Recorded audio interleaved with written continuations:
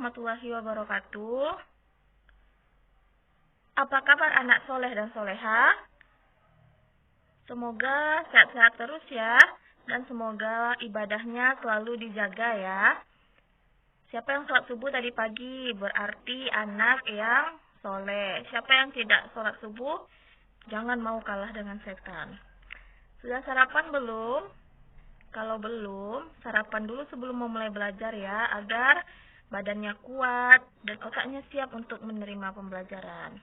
Jangan lupa berdoa dulu sebelum belajar. Bismillahirrahmanirrahim.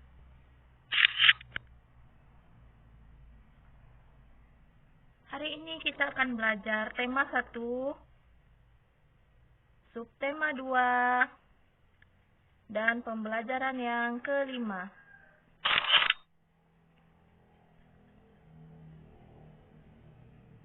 Nah, ini ada gambar, ada 2 gambar yang di atas dan di bawah.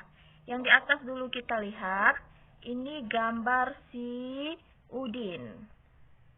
Gambar pertama, ini Udin di waktu kecil. Udin di waktu kecil mengendarai sepeda roda 3. Sedangkan gambar yang kedua, Udin sudah mulai besar. Udin sudah besar, sudah mampu mengendarai sepeda roda 2.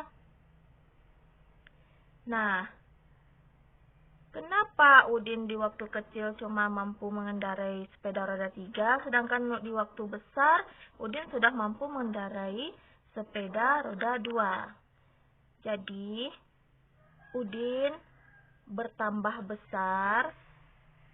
Semakin Udin olahraga, kakinya bertambah kuat, dan pertumbuhan dan perkembangan Udin juga lebih baik di saat Udin dewasa. Mungkin yang pertama waktu kecil kaki Udin belum sampai untuk mengendarai sepeda roda 2, otot-ototnya belum kuat, badannya belum seimbang, sedangkan di saat Udin dewasa, Udin sudah mulai bisa menjaga keseimbangan saat bersepeda, kakinya sudah sampai, dan otot-ototnya juga mulai kuat. Yang kedua, ada gambar Edo.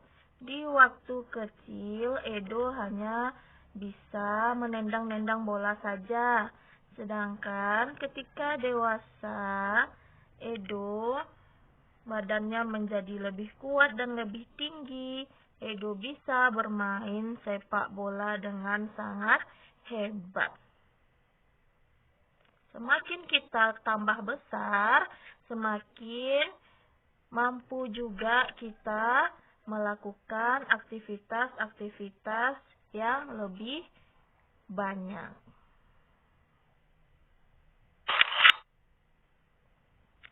Anak ibu pasti suka berolahraga kan?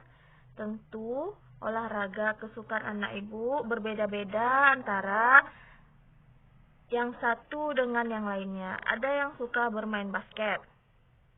Ada juga yang suka berlari. Ada yang suka berenang. Ada yang suka bermain badminton.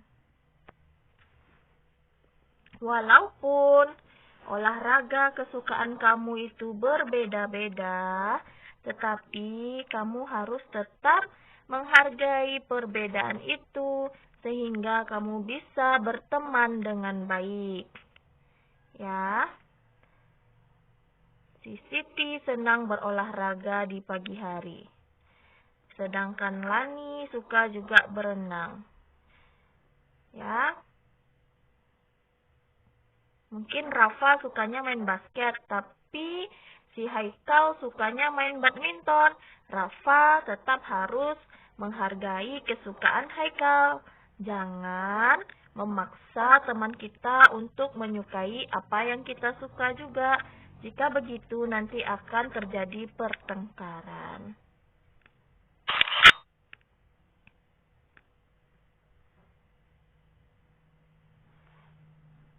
Di dalam kehidupan kita, tidak hanya olahraga kesukaan kita yang berbeda-beda, tetapi banyak hal yang berbeda-beda di antara manusia. Dan itu memang seperti itu. Manusia tidak ada yang sama kesukaannya, manusia tidak ada yang sama hobinya, bahkan pendapatnya pun berbeda-beda. Kita harus menerima dan menghargai perbedaan itu, sehingga kita tetap bisa berteman dengan baik. Gimana berteman dengan baik tuh? Berteman dengan baik tuh artinya kita tidak bertengkar, kita bisa saling membantu, saling peduli, dan saling bekerja sama dengan teman-teman kita.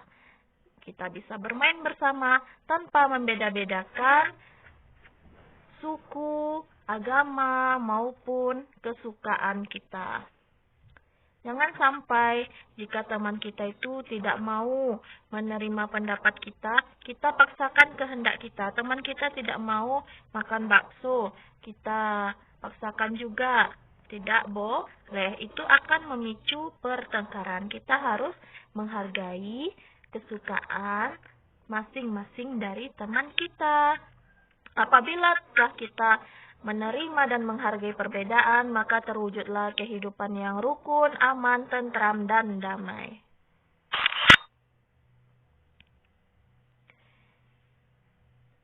Ini ada beberapa soal. Yang pertama, mengapa kita harus saling menghargai perbedaan?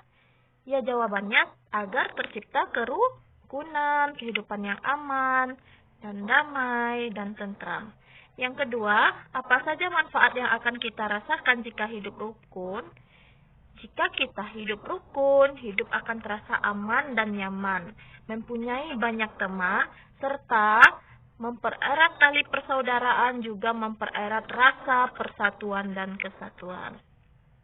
Yang ketiga, mengapa kita perlu bekerja sama? Karena dengan bekerja sama, pekerjaan yang kita lakukan akan terasa lebih ringan dan cepat selesainya.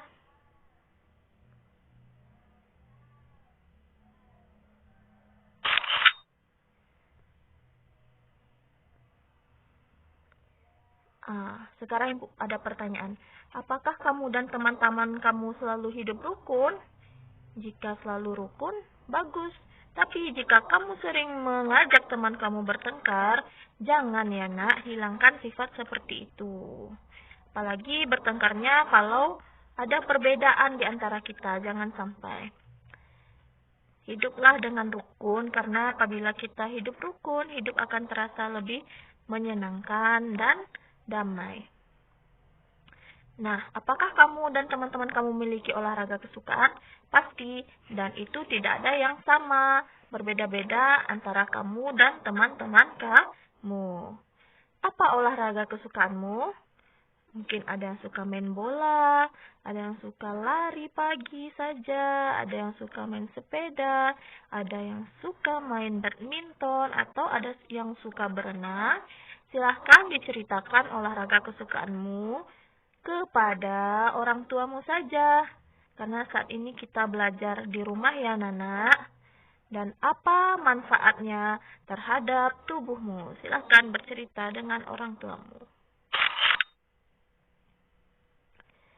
Nah, sebelumnya anak-anak ibu telah mempelajari pertumbuhan dan perkembangan manusia. Pertumbuhan itu bertambahnya ukuran, bertambahnya besar, bertambahnya tinggi anak-anak ibu semuanya. Sedangkan perkembangan bertambahnya kemampuan yang anak-anak ibu miliki. Mungkin di kelas 1 belum bisa membaca, di kelas 3 alhamdulillah sudah lancar membacanya. Artinya anak ibu mengalami pertumbuhan dan perkembangan. Itu termasuk salah satu ciri-ciri makhluk hidup ya anak-anak, mengalami pertumbuhan dan perkembangan. Apa faktor-faktor yang menyebabkan pertumbuhan dan perkembangan manusia itu?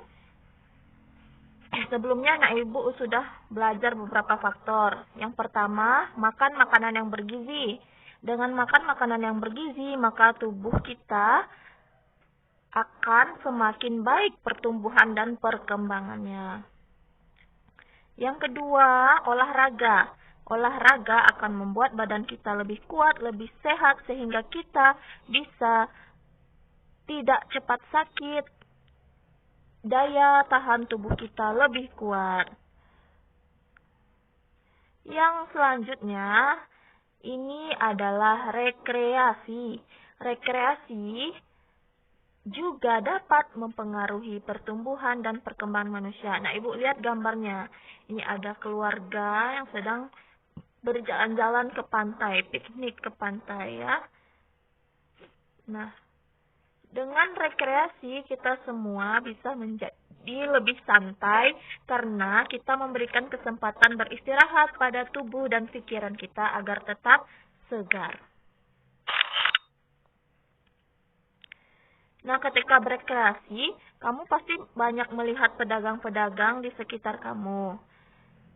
Ya, kalau kamu mau menjadi pedagang, kalau kamu ingin membeli sesuatu, kamu harus paham dulu pertambahan, penjumlahan, dan pengurangan. Sebelumnya, anak ibu telah belajar penjumlahan biasa dan penjumlahan dengan teknik menyimpan. Sekarang kita akan belajar pengurangan. Yang pertama, pengurangan tanpa teknik meminjam. Anak ibu lihat yang pertama, 2.356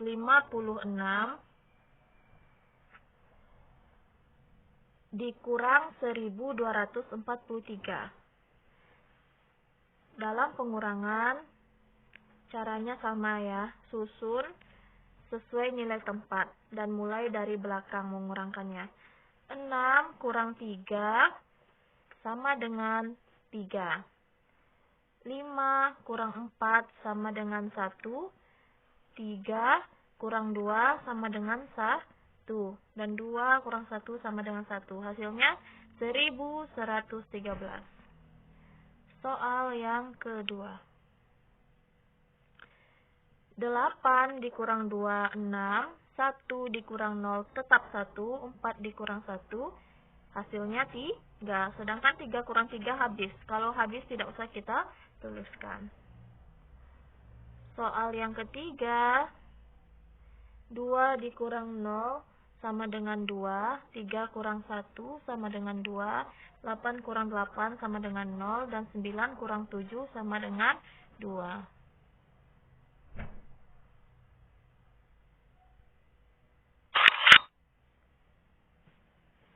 Gampang ya.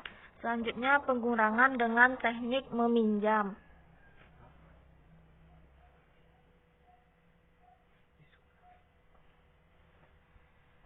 Perhatikan soal yang pertama. 9 dikurang 6 sama dengan 3. 4 dikurang 2 sama dengan 2. 2 dikurang 9. Bisakah 2 kurang 9? Tidak ya anak-anak. Ibaratnya gini, kamu punya 2 permen, kamu kasih 9 ke orang, mana bisa ya? Maka kita gunakan teknik meminjam ke tetangga sebelah. Ya, kita pinjam ke 4. Kita pinjam ke 4.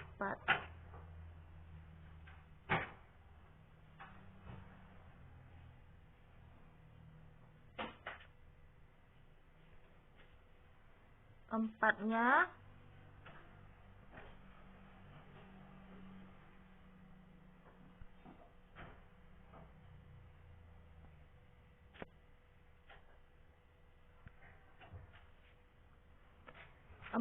menjadi 3 dan 2-nya menjadi 12. 12 dikurang 9 sama dengan 3. 3 dikurang 1 menjadi 2.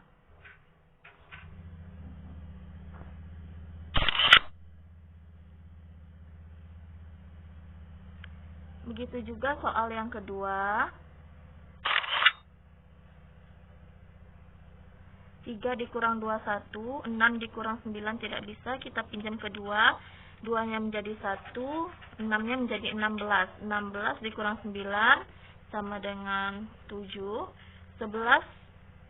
Tadi kan tinggal 1. 1 kurang 5 juga nggak bisa. Kita pinjam ke 3. 3-nya tinggal 2. Yang satunya ini menjadi 11. 11 kurang 5, 6. 2 kurang 1 menjadi 1. Dan yang terakhir 5.000 dikurang 3.500. 0 kurang 0, 0. 0 kurang 0, 0. 0 kurang 5 tidak bisa, pinjam ke 5. 5 tinggal 4. Dan 0 menjadi 10. 10 dikurang 5 sama dengan 5. 4 dikurang 3 sama dengan 1. Jadi hasil akhirnya 5.000 dikurang 3.500, 1.500. Untuk tugas hari ini,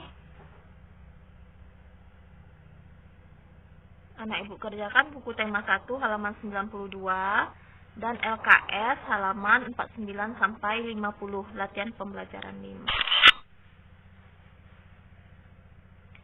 Sekian, terima kasih telah menyimak pembelajaran dari Ibu. Semoga anak Ibu dapat memahami apa yang Ibu sampaikan. Mohon maaf atas segala kekurangan. Assalamualaikum warahmatullahi wabarakatuh.